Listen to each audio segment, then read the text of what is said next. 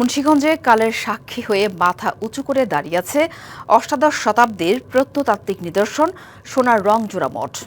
ইতিহাসের পাতায় জোড়া মঠ নামে পরিচিত হলেও এটি মূলত জোড়া মন্দির। প্রাচীন স্থাপত্যটির নির্মাণ শৈলী আর দৃষ্টিনন্দন কারুকাজ নজর কাড়ে সবার। প্রাচীন নির্দেশনাগুলো সংরক্ষণে নানা উদ্যোগের কথা জানিয়েছে উপজেলা প্রশাসন। মুন্সিগঞ্জ টঙ্গীবাড়ি উপজেলার সোনারং গ্রামে অষ্টাদশ শতাব্দীতে নির্মাণ করা হয় সোনারং জোড়া মঠ। মঠের একটি প্রস্তরলিপি থেকে জানা যায় এলাকার রূপচন্দ্র নামে তৎকালীন প্রভাবশালী এক হিন্দু বণিক 1843 সালে বড় মন্দিরটি এবং 1886 সালে ছোটটি নির্মাণ করেন। বড়টি কালী মন্দির এবং ছোটটি শিব মন্দির। এক সময় জায়গাটি পূজা অর্চনায় মুখর থাকলেও এখন শুধুই ঐতিহাসিক নিদর্শন। সকাল থেকে সন্ধ্যা পর্যন্ত অনেক লোকজন আর কি এখানে আসে গাড়ি ঘোড়া লেয়া। এটা হচ্ছে শিব মন্দির আর কালী মন্দির, সৌন্দর্য জিনিস। এটা আর অনেক সৌন্দর্য ছিল, রেলিং ছিল চতুর্দিকটা, রেলিং এর মধ্যে নানা রঙের মূর্তি ছিল।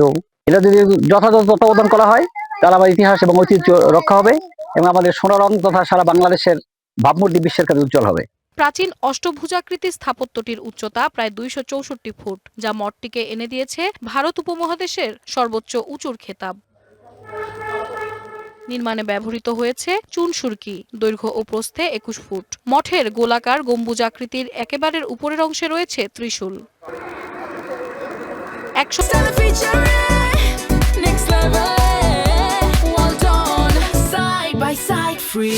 সময় এখানে মহামূল্যবান কোষ্টি পাথরের কলস মূর্তি থাকলেও কালের বিবর্তনে সেগুলো হারিয়ে গেছে। তবে প্রত্নতাত্ত্বিক নিদর্শনটি দেখতে এখনো দেশ বিদেশ থেকে ছুটে আসে মানুষ। প্রত্নতত্ত্ব অধিদপ্তর ইতোমধ্যেই মঠটির সংস্কার কাজ হাতে নিয়েছে বলে জানিয়েছেন উপজেলা নির্বাহী কর্মকর্তা।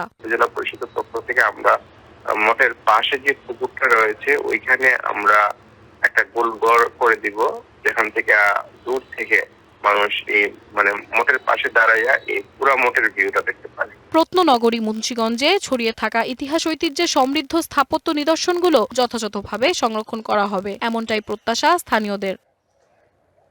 DBC news desk.